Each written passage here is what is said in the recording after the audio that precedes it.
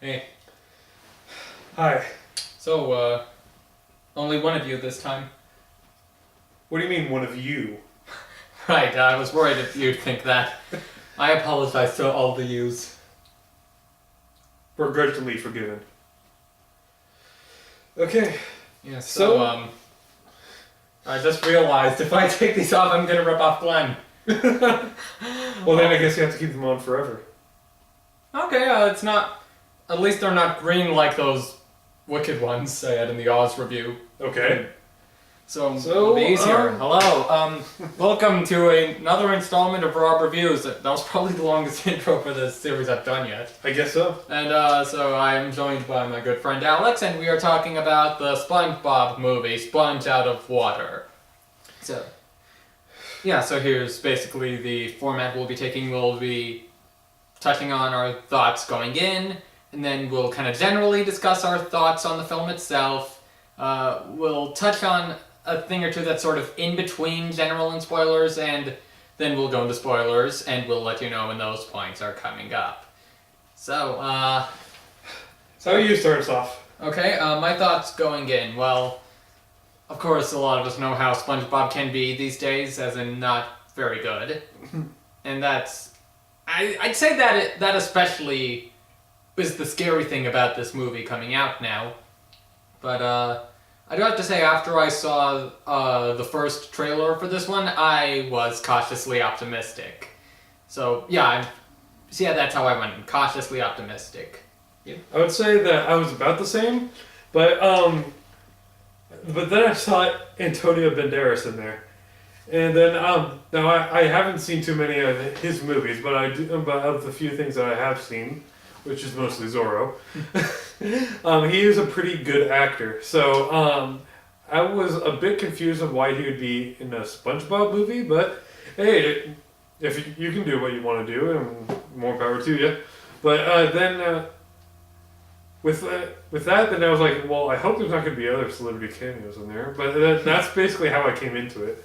So I was a bit less optimistic than Rob, but I would still probably see it going when that's basically how I was going to go.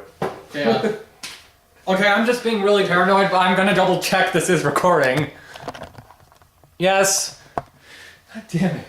What? I don't know, I just, like I said, paranoid. Oh wow, this is a very professional setup. Well, at least we're doing it better early on than, like, we're in spoiler territory and holy shit, we're not filming.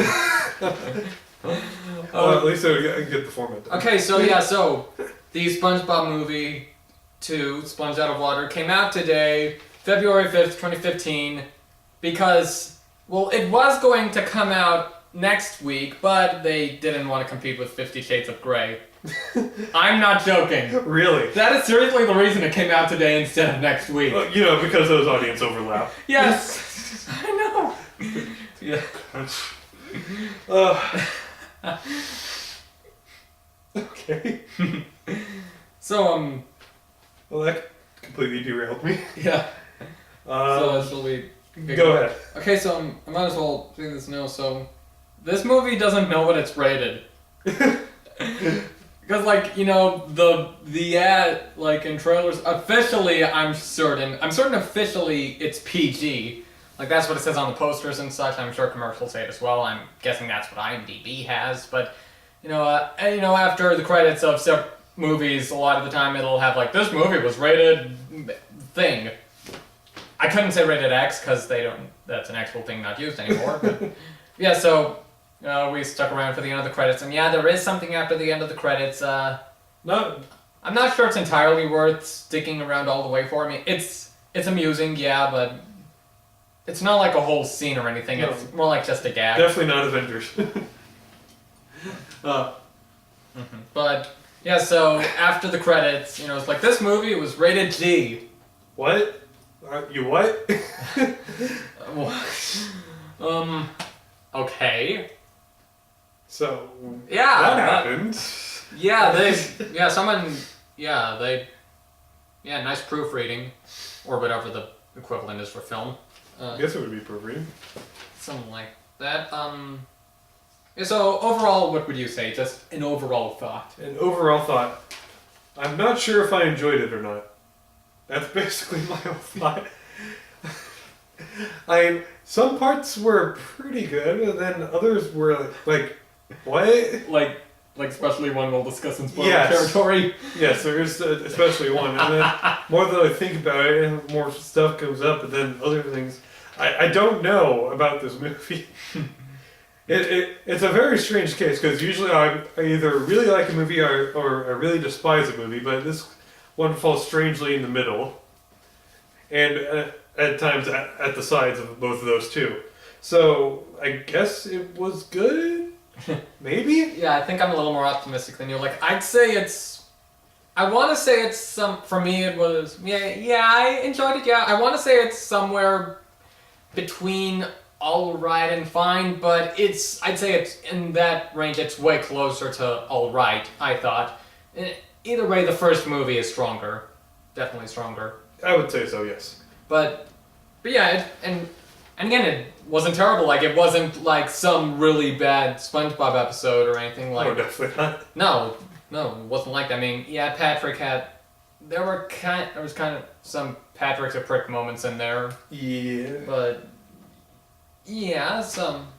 But again, like, like SpongeBob feels like SpongeBob. He feels like himself, like true to the character and such. Yeah. It's kind of interesting how this movie like blends different mediums of film in there.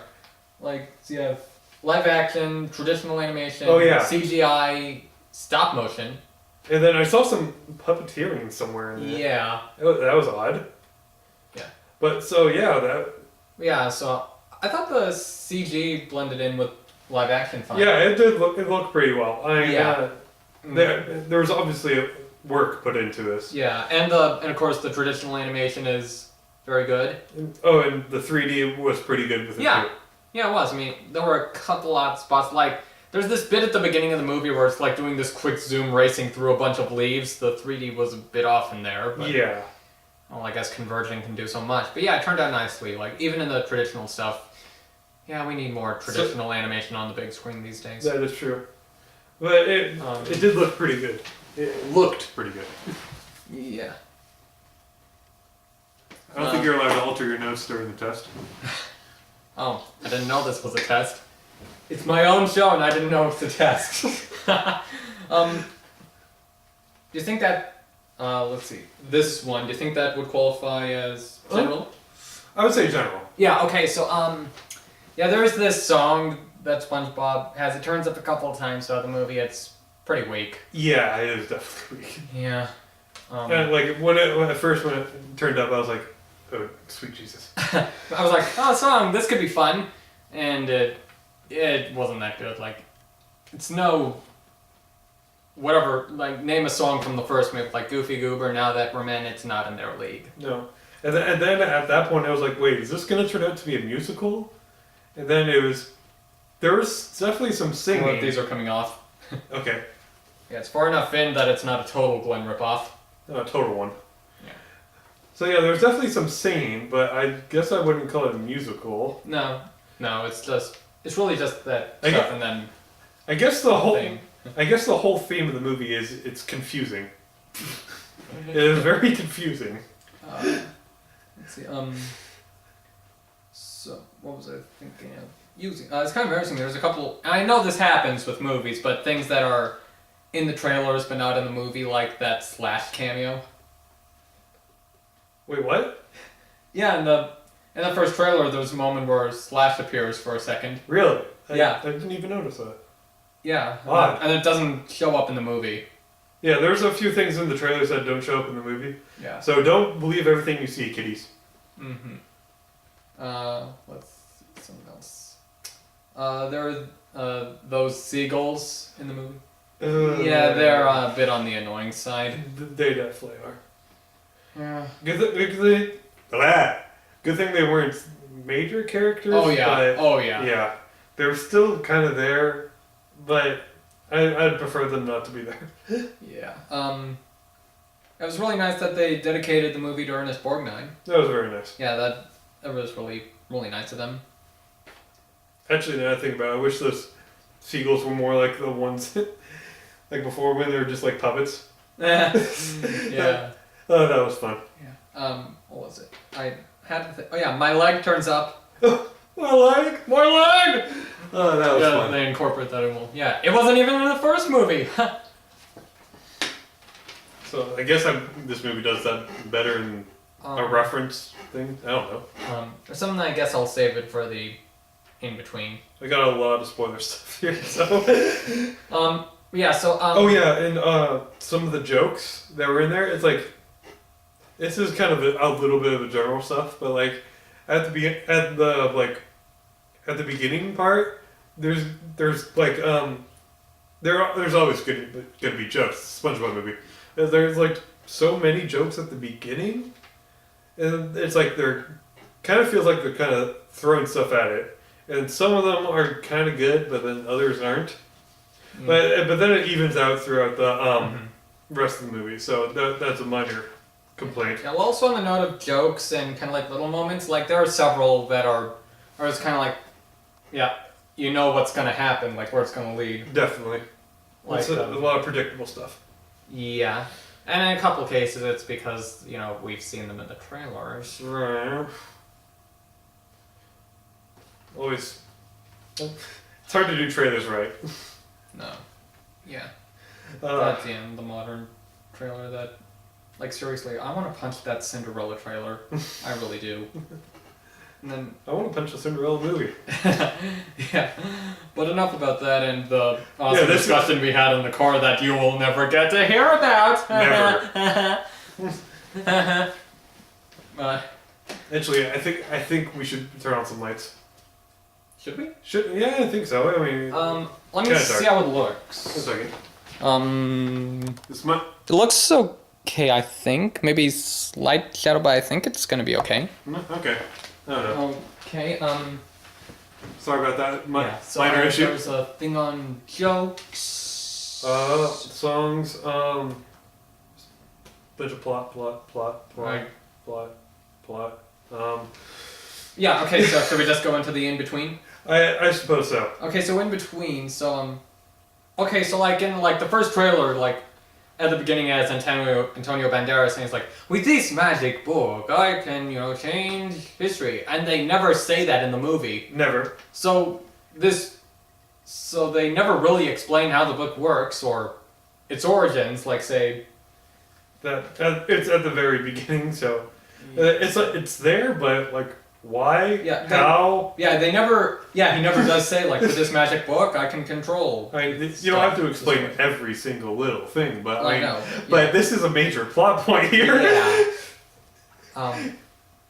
I think you should have cut some other stuff out and left that. Okay, so and this is in between because I wasn't sure if where it would qualify, but the way this movie is marketed, of course, focuses with the stuff on them on the surface and being superheroes, and that's like the final act. Yeah, that's the last third of the movie. Like, there's a whole ton of shit before that. Yeah. That like it's kind of like briefly touched on in the trailers, like, oh no, the formula's gone. It's the apocalypse. And everything is live action. We need to go to the surface.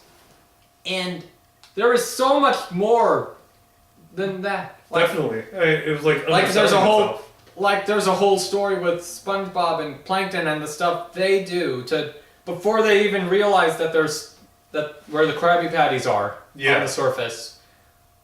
Yeah. So spoilers? Yeah, I guess spoilers. Okay, so spoiler territory. So yeah, like you said, it's definitely gonna be spoiler territory. Okay, so yeah, you've heard our general thoughts already. Did Karen survive? I don't know, maybe. Well, Yeah. I don't even know where. Okay, first of all, before we get into that, let's kind of ease in. Let's try to go through a chronological order. Okay. At least a little bit. Okay. Okay, going into a bit more detail about this being confused. To me, it didn't exactly feel like a movie to me. Like, I mean, to put this into words. Imagine a whole if SpongeBob had like an overarching story, and then somebody abridged that and turned that into a movie. That's kind of what this felt like, and there wasn't it didn't follow the standard thing. There's the exposition and the rise in action. It's like kind of went like this and then this and then this, and it was all over the place. Yeah. As a general thing. And the resolution, just to put a brief on it, it's kind of lackluster to me. Yeah. So there's that. Okay, now let's start at the beginning with the things. Yeah, so there's a bit of exposition at the beginning, actually. I guess it would help, like, for those who don't know SpongeBob, still aren't as familiar with it, though they might still be confused on a few things, but yeah. It's definitely not the movie to go into if you don't know anything about SpongeBob. Let's see, so... Okay, Antonio Banderas he's going to this island and trying to get a magic book that is never explained. And then he goes through this small sequence where it's like Indiana Jones mock-off thing. And then he gets the book, and then like there's the skeleton holding it. He takes it from him, and then suddenly it comes to life. And that's never explained or mentioned ever again. It just happened. It was like, oh, okay, so we can. There's no resolution there. When he gets back to the island at the end, it's not there. It's not there. Yeah, I thought the skeleton, when he falls there, because he totally survived that. Oh yeah, definitely. Yeah, I thought the skeleton was going to show up and start beating him up again. But no, that never happened. Apparently. No, instead we get another thing we'll get to. Oh yes, definitely. Then we get to listen to the joys of the Seagulls. Yeah. The Seagulls. That's bad. That anything to do with the Seagulls is just bad. So then what happened next? Oh yeah, Plankton trying up to his old tricks to get the secret formula again, like we haven't seen that before. And then stuff happens. I'm not sure how. Like again, the main plot thing is that the Krabby Patty secret formula is stolen, but not by Plankton. I don't know how. I guess I can formulate things like magic book stuff. But in a scene that we never see. In a scene that we never see. Yes, Antonio Banderas somehow writes in that he got it. And we never see that happen. Nope, it just vanishes. No, I thought they were going for something completely different. Because, after society collapses, because, oh no Krabby Patties. And then everything turns to Mad Max, everyone's wearing leather and everything. And it does lead to some amusing jokes, but then, other stuff happens, and then we get to the song part with SpongeBob and Plankton. Yeah, because they've been run out of town by this point. Right. Long story. I'm trying to make this condensed as possible, because if we explain the whole movie to it, then you wouldn't want to see the movie. Mm. So, and then that particular song shows up twice. Okay. So, and then that's bad. It's all about teamwork and all that. Yeah, the TM. And that joke falls flat. Funny the first time, maybe, but not everything else. And then, is this when they realize they need to, how they're going to do it? And then they go to, first they go to everyone else, and then no one wants to be to help society because they're crazy now, I guess. Yeah. So then they think of this really weird idea to get a time machine to steal the formula before it was stolen to help right now. And they end up in different, how did they end up where the dolphin is? How is that a time machine thing? I don't know. Either way, I guess we don't have Jupiter and Saturn anymore. Oh yeah, they somehow crash into each other and bits fly out even though they're gas giants. I don't know how that works at all. Usually they would go whatever. It's strong. Whatever. And Karen may or may not have survived this movie. Yeah, she was So they use her to help power the machine and make it work. She was actually pretty good in the movie. I wish she was in there more. Her character was pretty good, but actually, say the time machine part. Two things. First, I thought they were going somewhere completely different. They took the Krabby Patty formula disappeared. They have a time machine. They're gonna take it there, and then it'll cause a stable time loop. where they take it and then that caused the thing to happen because they went into the past, so they had to go back in there. But then that doesn't happen. Like, I'd say 2/3 of the time travel things were pointless. Like, there's one thing, they meet this space-time dolphin. Yeah. Well, he does come back to help them. He does, but to make sure that they inexplicably go to the surface. But then the rest of the stuff I think they should have cut out. What else? Let's see. So And I like the transitions when they're going through time. Yeah, Yeah, that was neat. There's like the 2001 thing, and the 3D really helps there. That was, that one bit where it's like that tunnel stretching out. That kind of Coraline there. There was some really good effects in there. Yeah. What else? So eventually they're gonna go back up. Oh yeah, then society is not crazy anymore because they decide not to be. Like this, like we're gonna just taking our clothes off the whole time. Don't take that out of context. Anyway, so they eventually go back to the surface. And then the dolphin helps them up again, and then there's the live action part. Yeah, that you've seen in the ads. Yeah, and it looked good, and then some of the live action actors. Oh yeah, that works.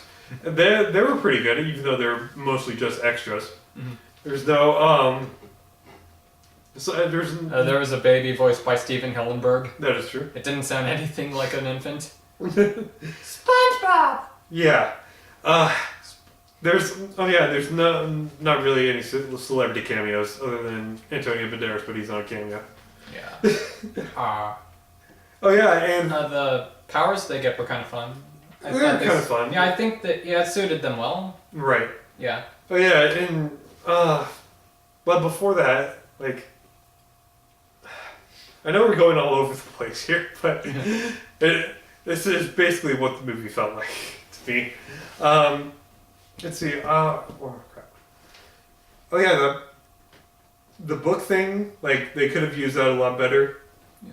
Like, if they at least thought about it, like Plankton's there, he could have thought about that. Then it basically gets destroyed in the end. Does that have any effect? I don't know. If writing in it changed reality. Let's see. And would burning it have made the entire world go up in flames? Well, I guess not, because that doesn't happen. No. Magic. They don't have to explain it, but. They have this magic book that they absolutely know that they can change reality to it. Can't they just say that this never happened? Yeah, or that the day is saved. Yeah. So just we're gonna do these things to us that'll help us save the day. We can't just write that thing. Otherwise, we wouldn't have a third act. Yeah, that all the marketing would focus on, even though we have a shit ton other movie. Yeah. And it's going on with that. I don't think that Squidward and Sandy really affected the movie all too much. Mm. Like, they were just kind of there. Yeah. Like, and Sandy's like insane for a ton of it. For whatever reason. Yeah, I guess she's trying to figure out the apocalypse and the huge page that floated down. She figures the sandwich gods are mad at them, and she's trying to research the whole thing. I guess. Yeah, that's yeah. I want to. You know what? I'd like to see is that an actual religion, like, who worship the sandwich gods? I don't know. There's the Earl of Sandwich. Mm-hmm. Anyway. I liked. I think Squidward worked best as like a side character, like the guys that, like, not in the focus, because when he wasn't the focus, he didn't exactly do much, at least for this movie. Mm. But for this movie, he would work best as like the side character. He's like the guy that always has shit happen to him, like the monkey or whatever. Where are we going with that? Where are we now? So the powers. Powers, yeah. So should we move on to? I guess. Okay, so like Plankton's stance at the end is a bit confusing. It's like, no crabs. Oh, well, this is spoiler territory. So like, no crabs. You can keep the formula. And then at the end, he's trying to steal it again. The formula? What? what old habits die hard or something. But then it wouldn't need to. I don't know. And then Yeah, just really quick before we get to the. yeah. Oh, hi, Pearl. Oh yeah. Yeah, like she and Larry and even some other characters kind of turn up during the end credits, even though we never saw them before. Ever. Oh, on a kind of note, I like how Bubble Bass turned up early on. Oh yeah, that was fun. Yeah. But anyway, so Hey, Mrs. Puff was in there for a bit. yeah, it's just a quick. Line. All she did was a rim shot. That was it. Someone had to do it. It was like some bad puns. That was. Even though there were other bad puns, she didn't appear for the other ones. I was waiting for her. So But no, she had to be through a throwaway joke. That's great. So is it just the one thing next? No, definitely not. Let's see. Let's see. I'm gonna try to get that. References. Yeah, so the time machine. Songs are kind of annoying. Did that. Didn't do much. Okay, there's that. Okay, yeah, we can do the thing. Okay, so. Okay, how did this make it into the final cut? I have no. How did this make it into the final cut? Okay, for some context. Okay, so Antonio Banderas is defeated. He's just like a head sticking out of the sand. And they bring in a portrait frame. The Seagulls do, and then it goes to animate. Stylized animation thing where then they start singing the like SpongeBob theme. So Antonio Banderas is the guy in the opening, the painting. Yeah, so it looks like everything's gonna be wrapped up. And then Dolphin appears. Fuck out of nowhere! Like Dolphin appears and is like, "Oh, stop it! It's so annoying!" And he starts a rap battle. What? They don't even play any credits over it or anything. No. I mean, if they were playing credits over it, I could have excused. Yeah, I'd have excused it a little more. But no, this is before the credits, so this comes the fuck out of nowhere. Like this really weird rap battle. Why? I know this is like the third time I'm saying it, but how did this make it into the final cut? I mean, as a deleted scene, yeah, sure, I get it, but final draft? I don't know. Especially when they could have explained other things. I mean, my God, why was it? Overall, like I've thought about, like the movie's overall fine or all right, yeah, but then you have that and then at the very end. At the very end, and then after that, they just say, okay. Basically, they say, okay, that didn't just happen. Let's go back to the thing. So that served nothing, and they know it served nothing. So why? Did they do it? They should. Here's what they should have done. Just they should have cut to him on the island. There's that sticking out, and then he looks up, and there's the skeleton. Like, oh no! Cut to credits. And then they could have the rap battle. Or they could have the song during it. Oh yeah, there's some original songs that were in there. Oh, and there's some other the credits. You mean? Yeah, in the credits. I don't know, that happens. But like, I don't know. Like, if you're gonna make us, I don't know. I think they could have used something. But they did that, but for some reason, Ecstasy of Gold was in there. It's like, from the good, the bad, the ugly. I was like, but not in the credits, but like earlier on. That comes out of nowhere. And I'm pretty sure I was like one of the only people to recognize it. Good, the bad, the ugly. And then it's not even in a scene that mirrors Good, the bad, the ugly. It's just like SpongeBob's gonna like sacrifice himself to the sandwich gods. And then the music cuts, and then they're gonna sacrifice him. So, okay, that's for nothing. Yeah. Oh God. Yeah, I should have said this in the more general section, but I do feel like, especially compared to the first movie, this one feels more like a kids' film. It definitely feels like a kids' film. Yeah, I mean, nothing against kids' films, but right. No, it feels. But like, and then.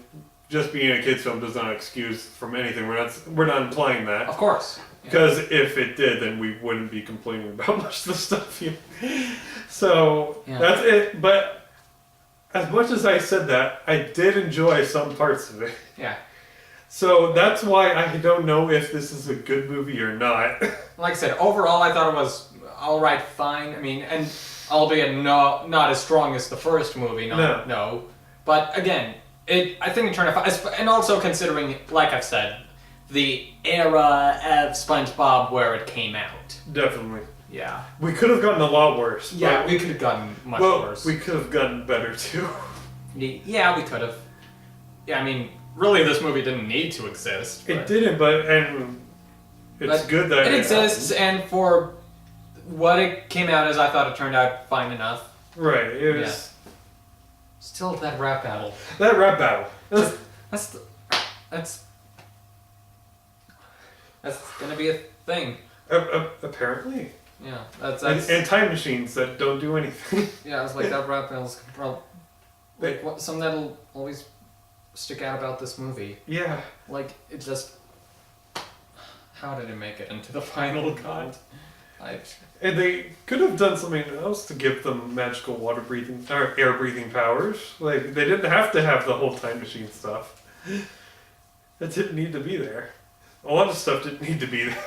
Yeah, I wonder how like, in terms of like some of the way the plot went, such like with all the time machine, like if the marketing focused more on the movie as a whole and not just the third. So I remember thinking like, yeah, seeing the trailer was like, yeah, this is showing all the acts, isn't it?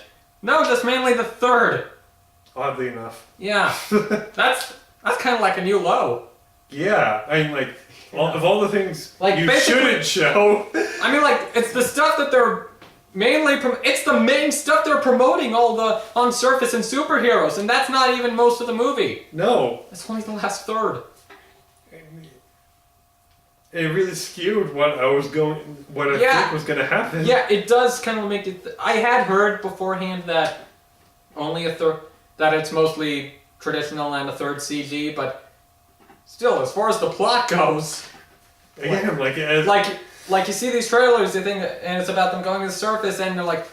And it's like ages before they even consider going to the surface. I mean, we get stuff with Antonio Banderas on occasion, of course. Still when it's ages before they're like, oh, I smell Krabby Patties! We have to go up to the surface! Oh yeah, this thing, like, Antonio Banderas' evil plan, I think it's just really amusing to me. It's like, he steals the Krabby Patty formula so he can open his own food truck and rule the world that way. Wait, did he say something about ruling the world? Yeah, well, he did say something like that. Like, even to Plankton's, like, we could rule the world. Through a food truck.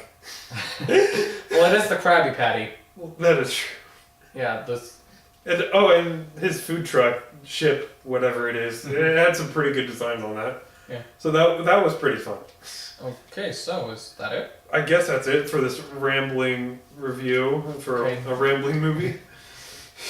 I'd say we should end this with an epic rap battle, but I don't know if we have the time or the, or the talent. Yeah.